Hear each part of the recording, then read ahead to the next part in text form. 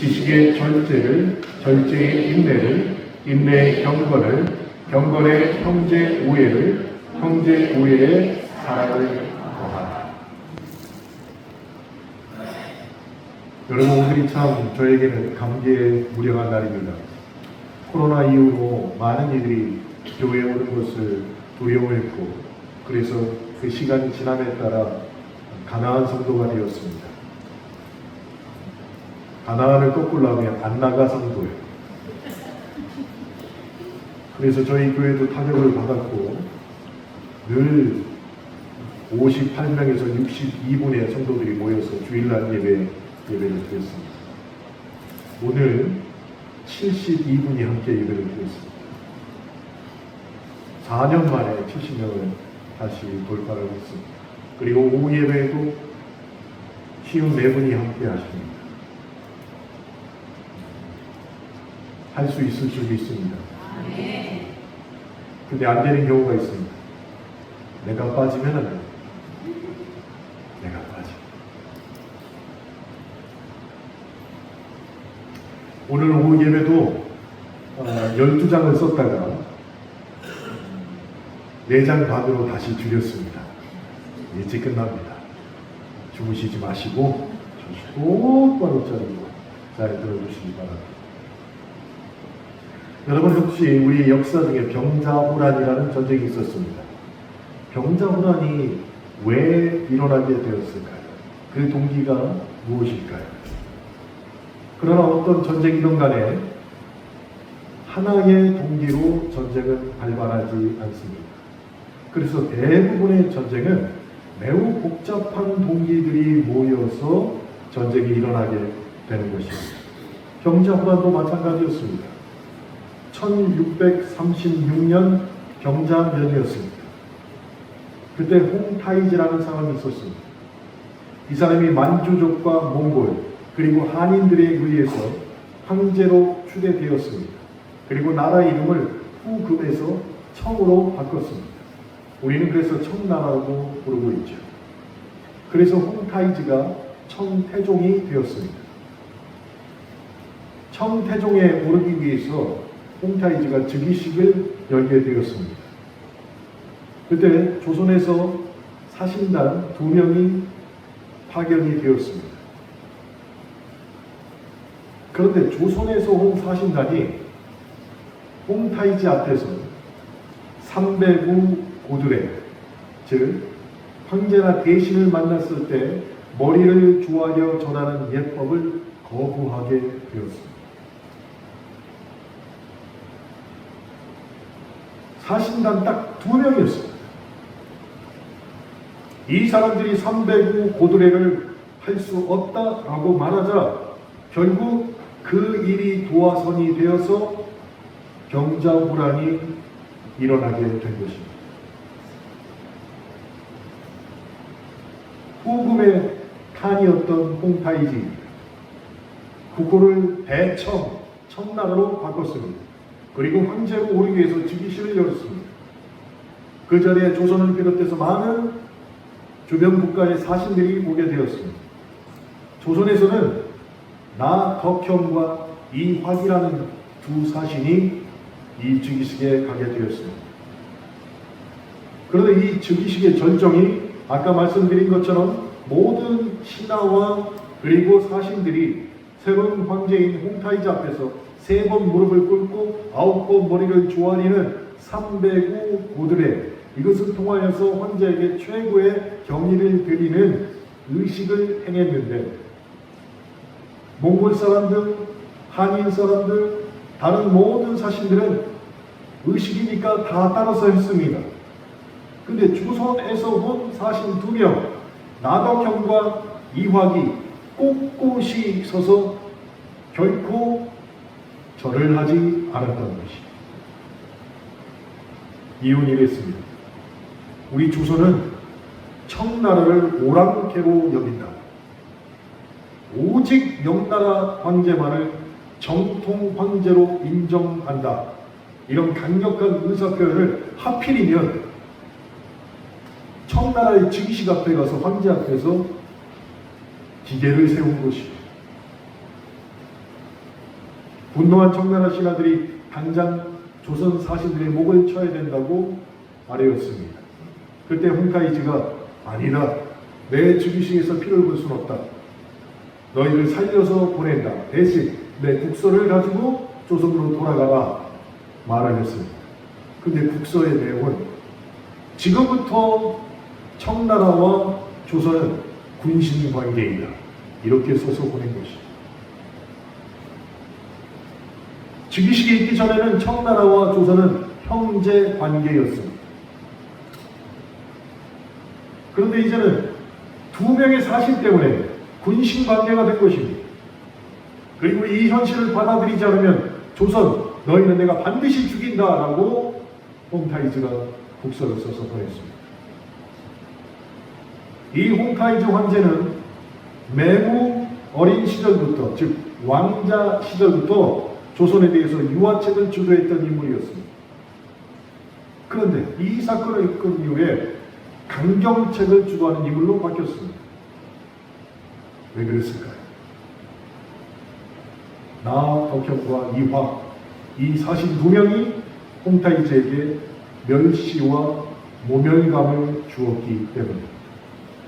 멸시와 모멸감.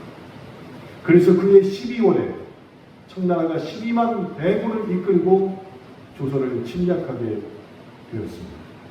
그게 병자호란입니다. 사람이 멸시와 모멸감을 받으면 전쟁이 일어날 정도로 분노하게 된다는 것입니다. 그런데 우리 하나님은 어떠실까요?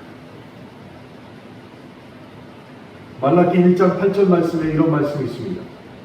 만군의 여호와가 이르노라 너희가 눈먼 희생 제물을 바치는 것이 어찌 악하지 아니하냐 저는 것 병든 것을 드리는 것이 어찌 악하지 아니하냐 이제 그것을 너희 총독에게 드려보라 그가 너를 기뻐하겠으며 너를 받아주겠느냐 라는 말씀이 있습니다.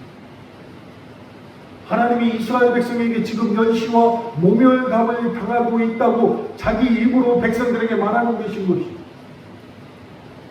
당시 이스라엘은 온전한 제물이 아닌 흠 있는 제물을 제단에 올렸습니다. 하나님을 가볍게 여긴 것이었습니다. 다른 말로 하면 무슨 뜻이 되냐? 생선 몸통은 자기가 먹고 하나님 앞에 꼬리만 드린 격이었습니다. 분명히 그것은 하나님을 멸시하는 것이었습니다. 우리가 앞에서 홍타이즈의 예를 제가 들었는데 인간 군주라면 즉각적인 보복과 징계를 가했을 것입니다. 하나님은 어떻게 하셨어요? 하나님은 이스라엘을 즉시 쳐부시지 않으시고 끝내 참으시며 그들에게 돌아올 기회를 주셨습니다. 그게 말라기의 내용입니다. 하나님 아버지의 분노는 하나님 아버지의 사랑으로 삼켜버렸다는 것입니다. 하나님이 분노하지 않았다는 것이 아닙니다. 하나님이 분노하셨습니다. 사람 같았으면 당장 징계하셨습니다. 근데 하나님 아버지의 사랑으로 분노를 삼키셨다는 것입니다. 이것이 복음이라는 것입니다. 이런 역사적인 사실을 알고 오늘 본문에 나오는 우리 예수님께 배우는 사랑을 들여다 봐야 한다는 것입니다.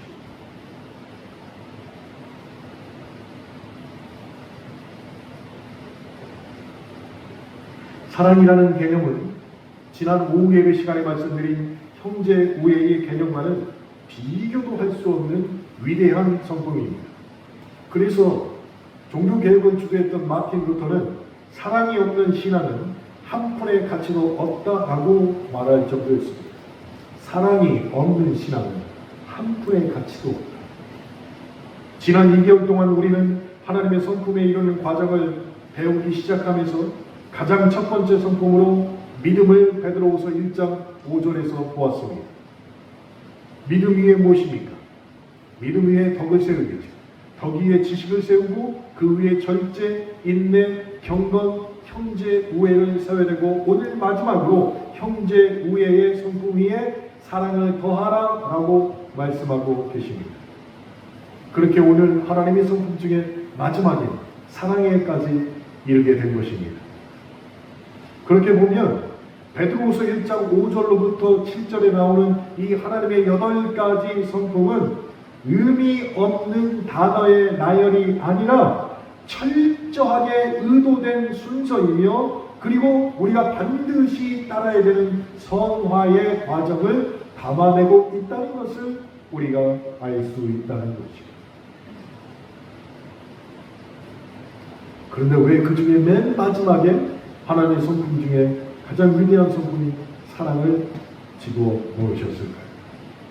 이유는 단 한 가지입니다. 하나님의 최고의 성품이 사랑이기 때문입니다. 최고의 성품. 우리 김경민 성도와 황다혜양이 아직도 신혼이라고 믿고 있는 사람들이 있겠죠. 저도 그렇게 믿고 있습니다. 결혼한 지 한 2년 됐나요? 2년이면 아직도 신혼이라고 믿겠죠.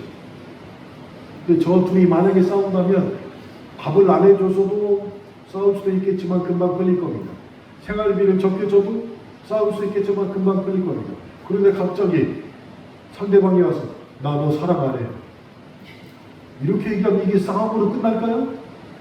다른 모든 것은 부족하지만 다 참아낼 수 있지만 나는 너 더 이상 사랑 안 해 라는 말을 들으면 그냥 끝날 일이 아니죠. 우리에게 사랑이 제일 중요합니다. 그런데 제일 중요한 사랑임에도 불구하고 누군가를 사랑한다는 것은 우리에게 또한 언제나 어려운 일이 된다는 것이죠. 그렇게 어려운 일입니다. 그런데 성경은 우리에게 지속해서 서로 사랑하라고 말하고 있습니다. 그것만으로 끝나면 좋겠습니다. 그런데 원수까지도 사랑하라고 성경이 우리에게 말하고 있다는 것이에요. 그러니까 이 사랑이라는 성품이 얼마나 어려운 하나님의 성품인가를 우리는 금방 알 수 있다는 것이에요. 그래서 두란노 출판사에서 이런 책도 나왔습니다. 사랑하느라 힘든 당신. 책 제목이에요. 사랑하느라 힘든 당신. 제가 이 책을 읽고 나서 느낀 것이 한마디로 정리하는 것입니다.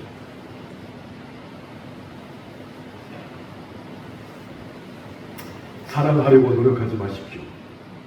잘 안 됩니다. 이 책을 읽고 난 한 줄 평을 제가 이렇게 썼어요. 사랑하려고 절대 노력하지 말아라. 왜? 결국엔 잘 안 된다. 이 책이 주는 교훈을 저는 그렇게 받아들였어요.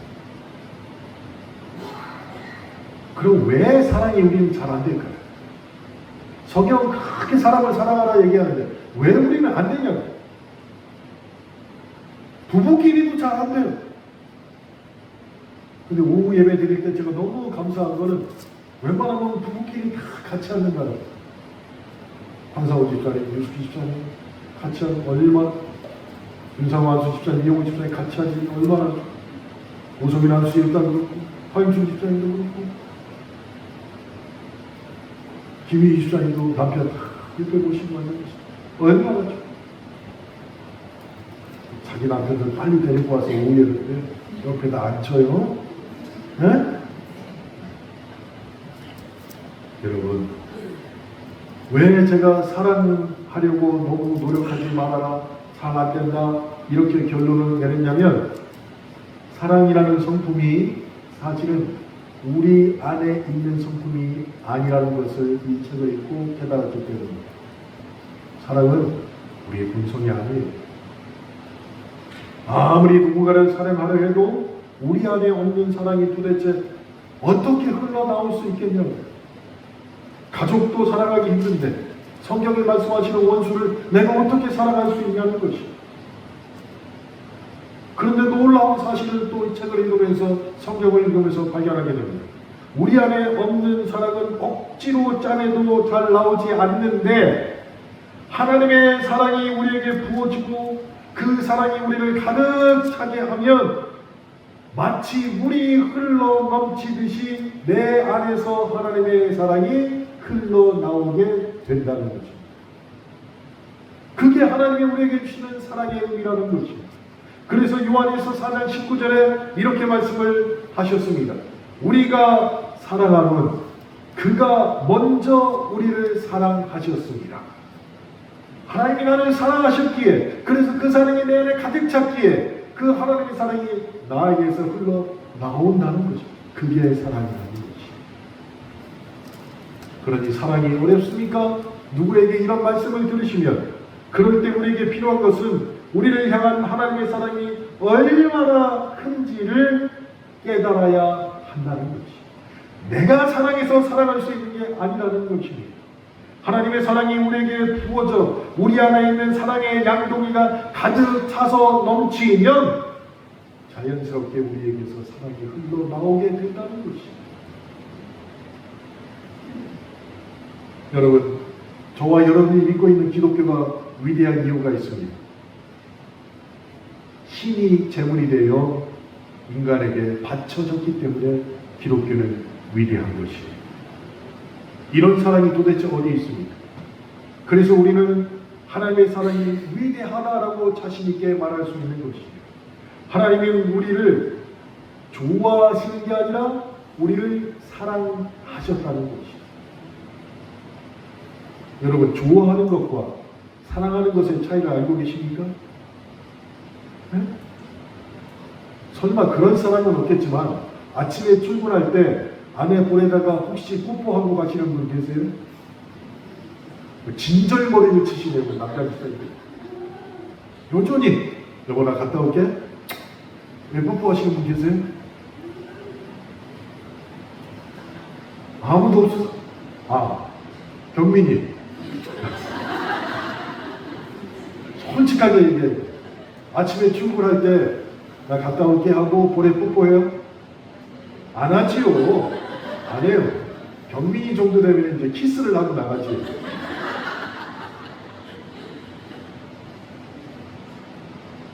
좋아하면 뽀뽀할 수 있습니다. 사랑하면 뽀뽀로는 승이 안 차죠. 네? 오늘 집에 가서 다 사랑의 키스를 하시기 바랍니다. 자, 이런 말이 있습니다. 내가 누군가를 정말 좋아할까? 내가 저 사람을 사랑할까? 할 때 그 근거를 제시해 주는 말이 있어요. 한번 들어보십시오. 꽃을 좋아하면 꽃을 꺾지만 꽃을 사랑하면 꽃에 물을 준다. 좋아한다는 말은 싫어한다는 말의 반대말이 있지만 사랑한다는 말의 반대인 안 사랑한다는 국어 사전에 없다. 그래서 좋아하는 마음은 싫어하는 마음으로 쉽게 바뀌어도 사랑하는 마음은 반대의 마음으로 바꿀 수 없다. 그러므로 사랑은 변하지 않는다. 하나님은 저와 여러분을 좋아하시는 게 아니라 사랑하십니다. 그래서 하나님의 사랑은 우리에게서 절대로 변하지 않는 것입니다. 하나님이 우리를 좋아하셨다면 우리의 민낯을 보고 금방 싫어하셨겠지만 하나님이 우리를 좋아하시는 게 아니라 하나님이 우리를 사랑하셨기에 우리의 약함을 보시고 오히려 우리를 더 떠나지 못하신다는 것이에요. 그래서 하나님의 성품 중에 가장 위대한 것이 바로 하나님은 사랑이시다라는 것이 되는 것이고, 이 말씀이 저와 여러분에게 얼마나 안심이 되고 얼마나 고마운 말씀인지 모른다는 것이에요. 그러니 하나님의 사랑을 정말로 받아들이고 믿었다면 때론 죄를 짓고 때론 하나님의 영광을 가렸다 할지라도 하나님을 떠나서는 안 된다는 것입니다. 하나님께 붙어 있어야 한다는 것이 정말로 붙어 있어야 됩니다. 은퇴하신 목사님들이 저희들하고 가끔 만나요. 그전처럼 만나지 못하지만 한 달에 한 번씩은 꼭 만나게 됩니다. 근데 그분들이 하시는 말씀이 이래요. 아유, 강 목사, 예, 그거 저 현직에 있을 때 사모한테 잘해. 그러시는 거예요. 예? 아니, 목사님 현직에 있을 때 맨날 부흥회 다니시고, 뭐 늦게 들어오고, 막 하면 뭐 밥이 뭐 이것도 차린 거냐고 상도 없으시고, 우리 다 알고 있는데, 목사님 그렇게 살면서 우리한테 왜 그런 말씀 하세요? 어? 은퇴하고 나니까 맨날 사모 뒤만 따라다녀요. 할 게 없다고요, 할 게. 근데 사모님이 어떻게 했으니 자기를 놓고 나가려고 뭐 따라오기만 해봐. 갈 데가 없다니, 갈 데. 그러니까 나중에 생각해서 지금부터 사모한테 잘하라고 만날 때마다 그렇게 말씀하시는. 그러면은 그 사모님은 목사님을 좋아하셨던 걸까요? 사랑하셨던 걸까요? 좋아하셨죠. 근데 은퇴하고 나니까 이 목사님은 사모님을 좋아하는 걸까요? 사랑하는 걸까요? 사랑하는. 이제는 바뀐 거예요, 바뀐 거. 현직에 계실 때는 사모님이 그렇게 목사님을 사랑했고, 목사님은 사모님을 그냥 좋아했는데, 은퇴하고 나니까 사모님은 목사님을 좋아하게 되고, 목사님은 사모님을 사랑하게 되는 그 뒤만 쫓아다니는. 그런데 우리 하나님은 처음부터 끝까지 우리를 사랑하셨다는 것이 잊지 마시기 바랍니다. 여러분, 사람을 대할 때 사랑하기 힘들거나 지쳐 있다면, 제가 죄송합니다, 이런 말씀 드렸어요. 차라리 사랑하지 마십시오. 하나님 말고 사람을 대할 때 저 사람이 나는 너무 힘들지, 그렇게 사랑을 줬는데도 저 모양이 바뀌지 않아? 그렇다면 차라리 사랑하지 마십시오. 그냥 사랑하지 말고 그 감정 그대로 가지고 하나님 안으로 들어가 보십시오. 하나님 안으로. 그럼 하나님께서 그 다친 마음, 아픈 마음을 아시고 다른 누구보다 더 하나님의 사랑을 그 사람에게 부어주실 것입니다. 하나님의 사랑이 나에게 부어지면 위로받고 회복되는 중에 그 사랑이 넘쳐나면, 하나님의 사랑이 나에게서 다시 넘쳐나게 되면, 그렇게 내가 사랑하기가 힘들었던 사람을 다시 사랑할 수 있게 된다는 것입니다. 하나님의 사랑을 받은 우리가 할 수 있는 유일한 한 가지는 그 크신 하나님의 사랑 안에 잠기는 것 하나뿐이라는 것입니다.